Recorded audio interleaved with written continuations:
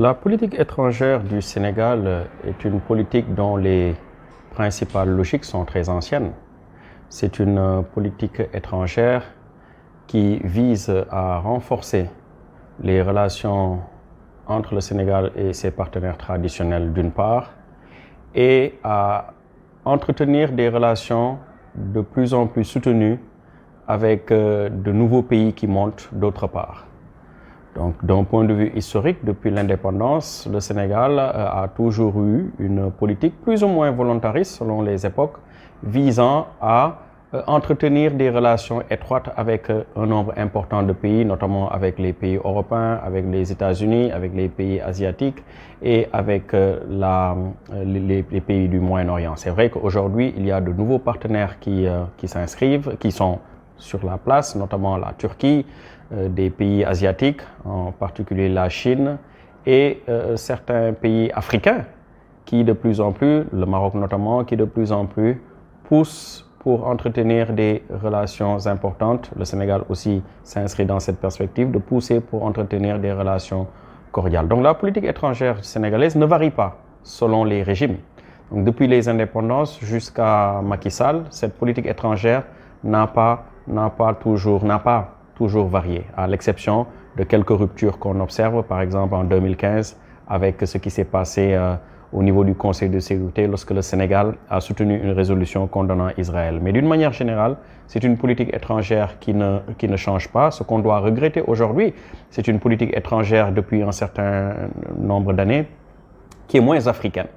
Le volontarisme du gouvernement sénégalais en faveur de l'Afrique a un peu baissé d'intensité par rapport à ce que nous connaissions sous Abdoulaye Wade en particulier. Il faut donc peut-être, dans les années à venir, renforcer la politique étrangère dans le sens de l'orienter davantage vers les pays africains. Il me semble que le Sénégal néglige un peu sa politique africaine, alors qu'il est possible, dans le cadre d'une coopération, d'avoir des perspectives très intéressantes au niveau politique, au niveau économique, si on intègre le maximum de pays africains, en particulier les pays environnant le Sénégal.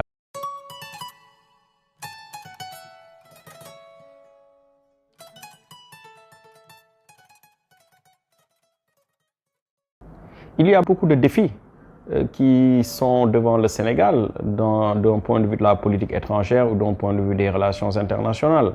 D'abord, il y a un premier problème qui me semble tous les pays africains doivent régler, c'est la question du paradigme économique. La question du paradigme économique, notamment la question liée au développement, à la politique économique. Malheureusement, les États africains, la plupart, et le Sénégal ne déroge pas à cette règle-là, s'inscrivent dans une stratégie où la coopération internationale est envisagée comme la solution unique pour résoudre les problèmes économiques de l'Afrique. C'est pour ça que je parle de mettre en place un paradigme nouveau pour que cette aide-là, pour que cette coopération-là ne soit pas une coopération à sens unique, une coopération où l'aide est au cœur de l'enjeu, est au cœur du jeu. C'est la raison pour laquelle il faut privilégier la coopération économique intra-africaine. Elle offre beaucoup de perspectives, malheureusement négligées. Ça, c'est un point qui est très important. Dans une autre perspective, il faut que de plus en plus, au niveau africain, au niveau sénégalais en particulier, qu'il y ait une politique étrangère, c'est ce que je disais tout à l'heure, tournée résolument vers l'Afrique. Mais cela ne veut pas dire que ce soit une politique étrangère qui minimise ou qui néglige les autres partenaires. Il faut poursuivre à raffermir les liens entre le Sénégal et les autres pays, en particulier les pays de la triade, Japon, États-Unis, Union européenne, mais aussi Chine, Russie, avec tout le monde. Le Sénégal doit discuter avec tout le monde. Mais le Sénégal doit en particulier échanger d'un point de vue politique, d'un point de vue économique, avec ses partenaires africains.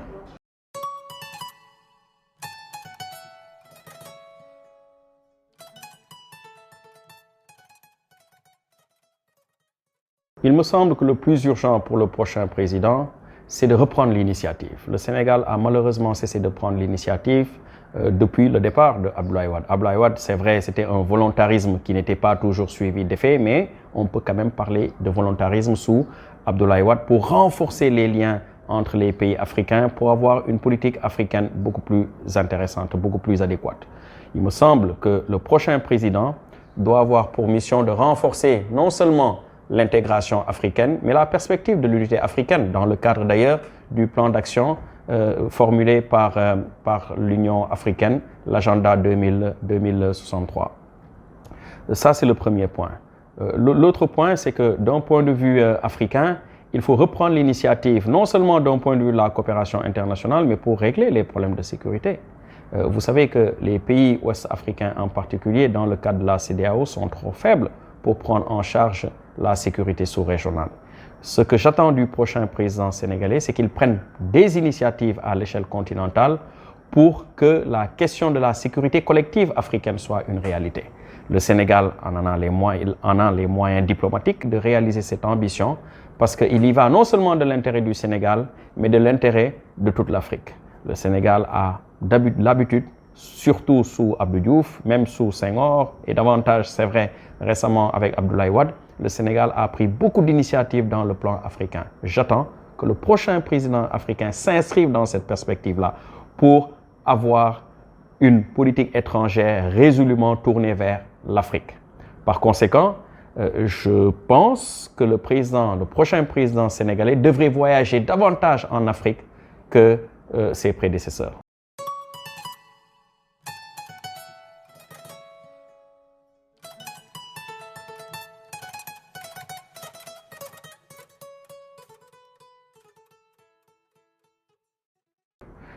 Il me semble que l'une des premières mesures qu'il faudrait peut-être prendre, c'est sur la question, je l'ai dit tout à l'heure en parlant de relations internationales, sur la question du paradigme.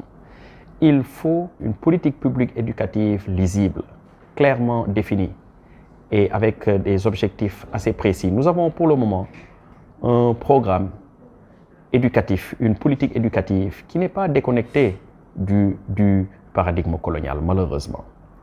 Il faut revoir cela. Il faut une école véritablement sénégalaise. Ça, c'est vrai, depuis plusieurs années, on en parle, mais il faut de plus en plus, à l'heure de ce siècle nouveau, enfin, à l'ère où il y a beaucoup de bouleversements dans le monde, il faut que, en définitive, la politique éducative soit une politique sénégalaise. Ça ne veut pas dire que ce soit une politique qui ne prenne pas en considération les logiques de la géopolitique. Il faut, d'un point de vue géopolitique aussi, mettre en place une stratégie, mettre en place une politique éducative qui tienne compte de l'environnement international, de l'environnement national, mais de l'environnement international. C'est quoi cet environnement international? C'est un environnement de plus en plus compétitif. C'est un environnement où la science occupe le devant.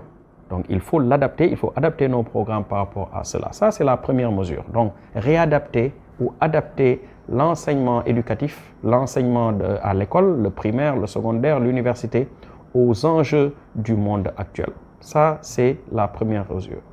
La deuxième mesure, et qui est liée à la première, c'est qu'il faut trouver des ressources de financement, des sources de financement propres. On ne peut pas dépendre pour une politique éducative, pour une politique aussi stratégique sur le plan de l'éducation, on ne peut pas baser cette politique-là sur la question de l'aide ou de la coopération internationale. Il faut trouver des ressources propres. Il faut trouver des ressources propres pour un enseignement qui tienne en compte, encore une fois, les dynamiques internes, mais aussi les enjeux internationaux. Troisième perspective, il faut dépolitiser l'école. C'est très important. Dépolitiser l'école, en particulier l'enseignement supérieur. Vous avez vu que l'Université de Dakar est fermée pour des considérations strictement politiques. Ça, tous les observateurs peuvent le comprendre. Il faut, pour éviter cela, déconnecter l'école. C'est vrai que l'État met en place un cadre stratégique, une politique éducative, c'est vrai, mais il faut que cette politique éducative-là, notamment dans le cadre du management, soit déconnectée des enjeux politiques. Il faut éviter cette politisation de l'administration des écoles, cette politisation de l'administration des universités. C'est très important pour donner beaucoup plus de possibilités au monde éducatif de s'exprimer. Quatrième proposition, c'est aussi une proposition qui, de mon point de vue, est importante. Il faut améliorer les conditions de vie et de travail du monde enseignant et de tout ce qui tourne autour pas simplement les enseignants, de tout ce qui tourne autour de l'enseignement. Et en le disant, je ne parle pas simplement de la question des salaires, mais je parle aussi de la question des infrastructures, notamment des écoles, des universités, des laboratoires. Il faut le faire avec un financement propre, c'est ce que je disais tout à l'heure, mais il faut, d'un point de vue stratégique, réfléchir à mettre en place une stratégie visant à proposer des infrastructures de qualité. Et enfin, cinquième proposition, il me semble que d'un point de vue africain, il faut de plus en plus réfléchir, comme d'ailleurs dans le cadre européen on l'a fait pour Erasmus, il faut élargir le champ pour mettre les écoliers, les étudiants en phase avec le reste de l'Afrique. Cela va renforcer non seulement l'intégration africaine, mais la perspective de l'unité africaine. Voilà les principales mesures qui me semblent doivent être mises en œuvre par le prochain président de la République pour prendre en charge la politique éducative et la politique au niveau de l'enseignement supérieur.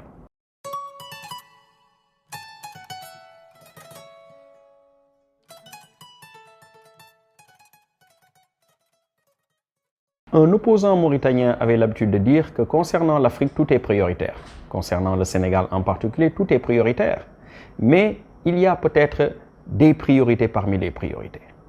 Première priorité, réduire le train de vie de l'État. Les Sénégalais comprennent de moins en moins le train de vie de l'État, notamment celui des hauts fonctionnaires de la haute administration. Il faut réduire le train de vie de l'État. Pour un pays parmi les plus pauvres de la planète, il est inconcevable que ce qui tourne autour de l'État ait des privilèges qui sont incomparables avec le quotidien des populations. Il faut réduire considérablement le train de vie de l'État. Et en le faisant, il y a des économies qu'on peut faire et qui peuvent être réinvesties ailleurs. Donc ça, c'est la première mesure qui, de mon point de vue, s'impose, la réduction du train de vie de l'État. Deuxième mesure importante, c'est une question d'ordre institutionnel. Il faut aller dans le sens de réformer les institutions, en particulier réformer l'institution du président de la République.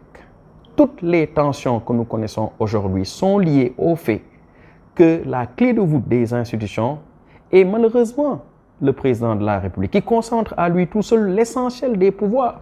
Dans un système qui se rapprocherait peut-être davantage du système parlementaire, on parviendrait peut-être à réduire ses pouvoirs et en rendre moins attractif dans une certaine mesure, le travail ou la charge de président de la République et procéder à un rééquilibrage entre les pouvoirs. Dans une démocratie libérale, il est inconcevable qu'un président de la République ait les pouvoirs qu'il a dans le cadre du régime politique sénégalais. Donc c'est une mesure qui est fondamentale et qui est très importante. Nous sommes aujourd'hui au Sénégal dans une certaine impasse où la question fondamentale est celle de l'élection. On ne sait pas trop quand elle aura lieu, mais tout cela témoigne de ce que j'ai dit précédemment, de la nécessité de mettre en place une autre république d'un point de vue institutionnel par des réformes qui vont véritablement consolider la démocratie, parce que la démocratie sénégalaise est aujourd'hui, certains diront en deuil, ou certains diront c'est une démocratie qui est moribonde. Il faut faire renaître cette démocratie-là à travers des réformes d'ordre institutionnel pour éviter deux choses. L'instrumentalisation de l'administration, d'une part, et l'instrumentalisation de la justice, d'autre part. Une autre mesure, c'est réfléchir enfin à mettre en place une véritable politique économique, une politique économique endogène.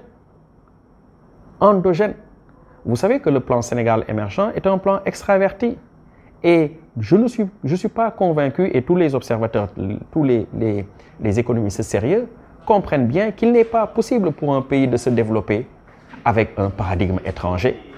Il faut réfléchir sur des dynamiques internes avec des paradigmes nouveaux et des paradigmes originaux et éviter cette politique économique extravertie tournée vers une exportation ou tournée vers l'import-substitution.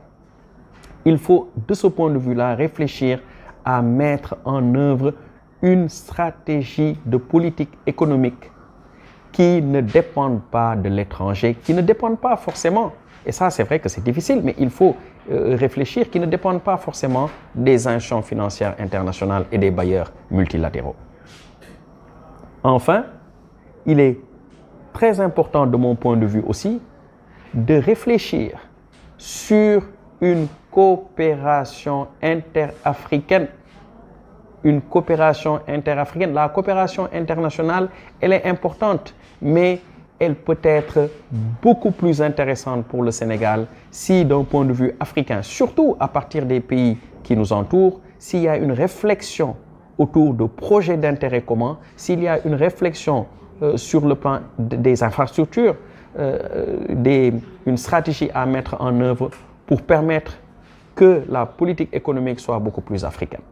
Voilà les quelques mesures qui sont, de mon point de vue, importantes à prendre pour le prochain président du Sénégal.